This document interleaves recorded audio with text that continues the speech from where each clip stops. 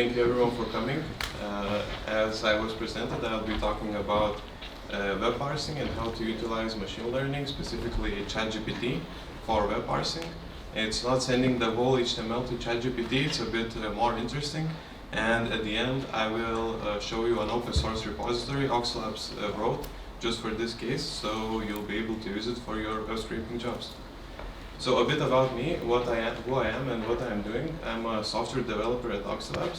I mostly work on web scraping and blocking, writing CAPTCHA solvers, which you heard from Fabian, bypassing antibots, and also maintaining a lot of parsers, which is very boring. So we are thinking how to automate this thing. So let's say you got your web scraping blocks bypassed. Now you have a lot of parsers to maintain. Let's say you have 20 websites that you maintain. For example, you're scraping apartments in Germany. And now your parsers are failing. You are going with a Paris proxy, France proxy to the apartment page, and you're getting a different HTML than you would get from going with a Lithuanian proxy. So you're facing a solution. Your parsers don't work anymore. So what do? You can rely that on large language models. So let's go to the agenda. What we'll be talking here about, a quick introduction how parsing worked before LLMs maybe, a quick overview how parsing works with LLMs, a more detailed overview. I'll show you the whole flowchart, how the OxyParser open source repository works, and we'll do a live demo. We'll write scraper and parser for eBay page, eBay product page, and also Oxlabs career page, just in less than a minute. We'll jump to conclusion and also questions and answers at the end if you'll have any. So what are the disadvantages of structured data? So this is something really basic. As I said, maintaining websites can be incredibly difficult. They change all the time. They perform A/B tests. You get different HTML layouts and you go into different countries. Clean and maintainable parsers is challenging. Writing them is very challenging. You need to think not only about monitoring your scrapers, for example, if you have a good success in scraping, but you also need to monitor, are you parsing data correctly? Are you writing data correctly to the database? Are you, noticing when the website changes? So that's boring and difficult to do. And of course, it can take a long time to write a parser for a website from scratch if you have a very big website, or you need to write parsers for 20 websites. That can take a long time. So parsing the simple way, let's see. You can see the simple HTML here. This is an HTML. Let's imagine from Oxlabs career page, and you see those expat classes. For example, for job title, are machine generated. So you have some kind of prefix Oxy, but everything else is machine generated. So whenever Oxlabs front-end developers will release a new version of the career page, these classes will change. So whenever they release a new change, you'll have to go back, fix the selectors, write your parser again. This of course creates a lot of maintenance for you. What's the solution? Of course, you can go and do something simple like this. Hey ChatGPT, can you write expat to retrieve the name for this HTML? And this is just an example HTML, class name, Tadas, okay? It spits out a good expat, and it works. But of course, you cannot do this on scale. You will not go to ChatGPT every time for each field, and you will not ask for a selector like that. So how can large language models improve that? They help with the most disadvantages structured data comes with. Less maintenance, easy to write parser. ChatGPT in this case writes the parser for you. Easy to maintain the website changes. Large language models can notice when the website changes and take care of parser maintenance. So quick overview. What do you need to parse with the model? First thing first, you need to scrape the page. So you can either use your own scraper or you can use Oxlabs scraper. And I highly recommend using Oxlabs scraper, which Scrapoxy recently mentioned, because it will take care of all the antibot systems troubles. So you've seen from the previous presentation how difficult it is to find the antibodies. Oxlabs will just take care for you, and you can focus on your business needs.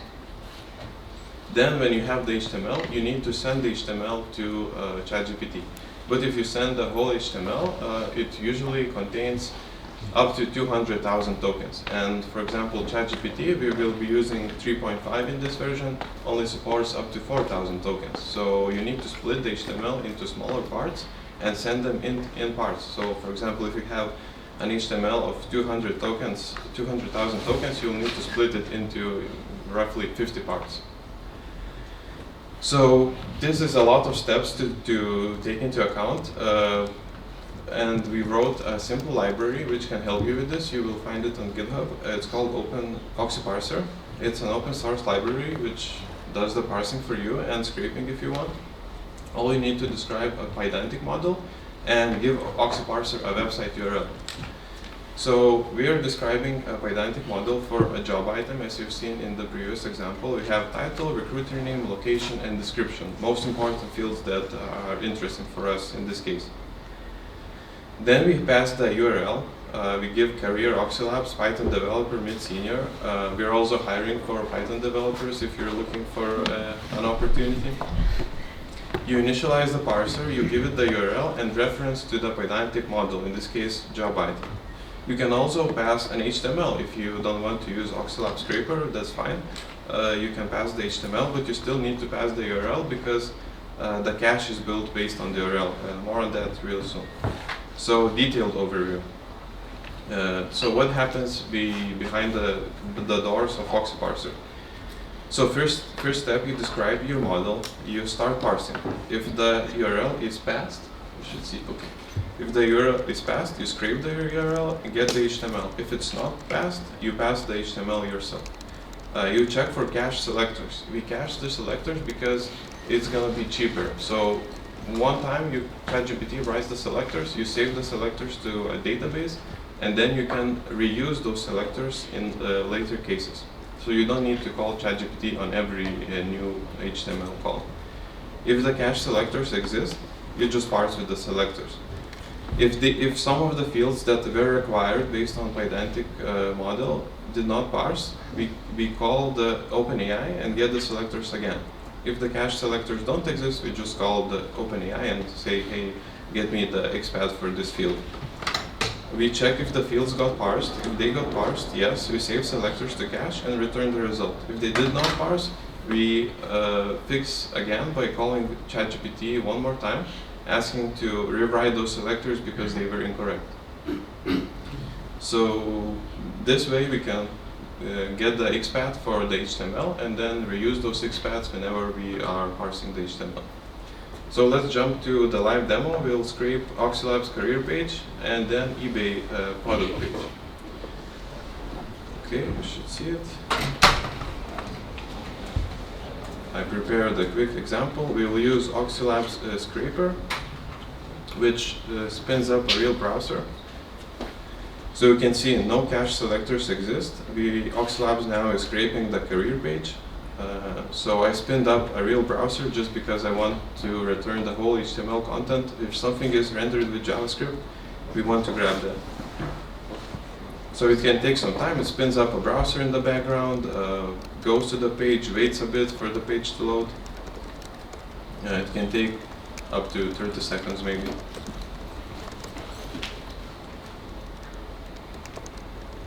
It's taking longer than expected. Perhaps Oxylabs is now busy with a lot of works. In case this doesn't work, I prepared an example which I can show you. But I hope it will work.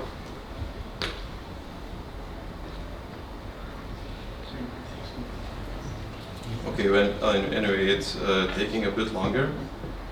We can try that with I can show you the logs from a previous run I did this morning. So no cache selectors exist, you can see. So using AI parser, it split the HTML into two parts. It wasn't that large, up to 10,000 tokens, so it split equally in 3.5K.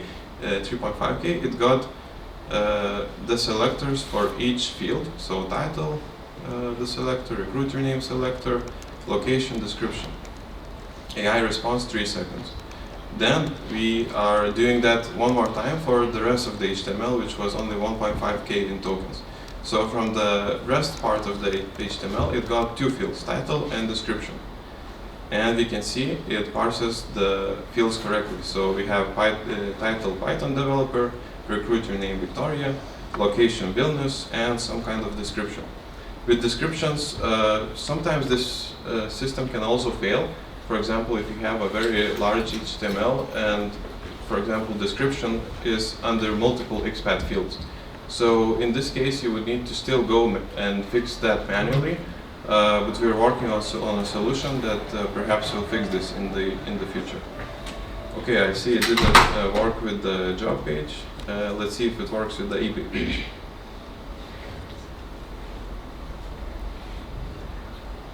So okay, so it doesn't have any cache selectors.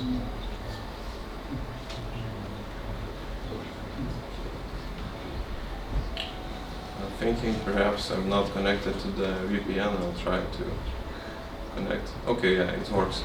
So we can see it parses eBay page, and for eBay, it split the HTML into 4 parts because it's a much larger HTML. And eBay is also protected by some antibot systems, so you can see Oxy Labs is doing just fine scraping that. So it's scraped. Those are size 12 Air Jordan Retro Brand Reimagined Shoes title, and the price is $297. So you can see we just wrote 2 simple parsers in less than a couple of minutes.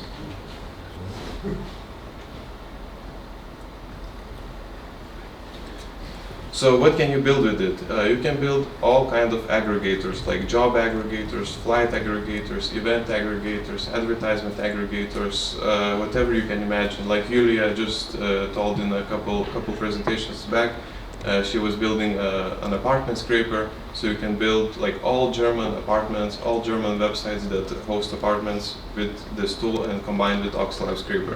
I built a simple tool, a PyCareer Python Jobs Aggregator.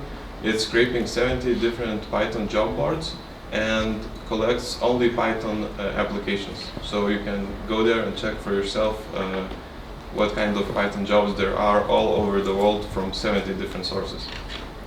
So for conclusion, I will show you more QR codes, Oxy Parser on GitHub, and I would also like to invite you to discussions on Discord for Oxy Labs Discord. There is a separate channel for Oxy Parser. If you have any questions, you can ask there, or we can jump to the Q&A session right now.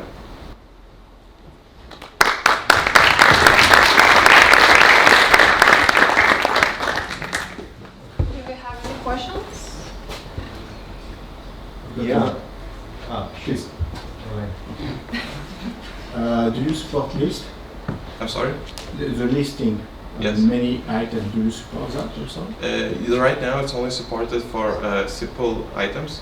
So for example, as you've seen, the job item, it doesn't support nested fields. So you have a list of objects, it's not yet supported, but I started working last week, it should come soon. Another question, if you have 2 numerical values, is it possible to distinguish both value, or it's able only to achieve 1 numerical value? So for example, if you have 2 numeric values, what you could do is, for example, you have price and number of visitors, for example, right? So you would have different fields for that, and the point here is that you would need to name those fields as correctly as possible for the models to understand. Thank you, nice project. Thanks. Indeed. So my question was, have you tried using your own LLMs instead of OpenAI? I forgot to mention, Oxy Parser is using Lite LLM. This is another Python package similar to Scrap-Oxy, which unifies all the large language models. So it supports, I think, over 100 language models. I tested this with OpenAI and Anthropic Cloud 2 models. Those work the best. Also tested with Llama and Mistral. Those work a bit worse, but you have to do your own testing for your own sources, and you can configure that in the settings. Now, in terms of those selectors, so say Oxy Labs career page changes the class names when you release something, but hypothetically that could be changed anytime you reload an application. Yeah. Have you ever faced applications like that and tried to scrape them Meaning, you have to regenerate or call OpenAI every time. Yeah, that's unfortunate. For such cases, I think a developer just goes deeper into the website, for example, and checks for API calls the website is making. Maybe it's possible to retrieve the JSON somehow. Right. So we are not using the selectors to parse, but rather use JSON, for example. Also, we have question in Discord. What happens if ChatGPT does not identify the correct XPath to a selector after the second attempt? Yeah, for now it will fail, and it will throw an exception. So you will have to handle that exception and see what you can do with that. We do not handle this right now. Do we have any other questions? Can you combine that with scraping? Yeah, I think that like Yulia showed an example where you spawn, and I don't remember what was it called, but when you like post-process the job, you can initialize OxyParser there and get the selectors. It uses Redis cache, I didn't mention this, so also if you need like other cache databases, you can raise an issue on GitHub and we'll probably add it. Cool. So thanks, Tadas. Let's applaud.